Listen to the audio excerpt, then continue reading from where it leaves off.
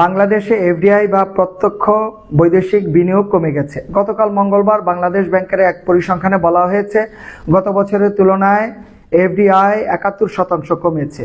বাংলাদেশে বিনিয়োগের পরিবেশ নেই। বিনিয়োগের পরিবেশ না থাকলে অর্থনীতি কিভাবে টিকে থাকবে?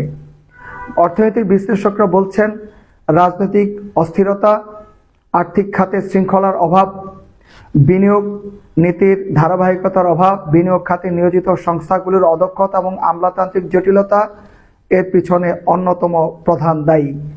আমরা যদি ৮০ দশক পরবর্তী ভারত, চীন, ভিয়েতনাম এই সমস্ত দেশগুলির দিকে তাকাই, তাহলে তাদের অর্থনৈতিক রূপান্তরে এফডিআই যথেষ্ট গুরুত্বপূর্ণ ভূমিকা রেখেছে।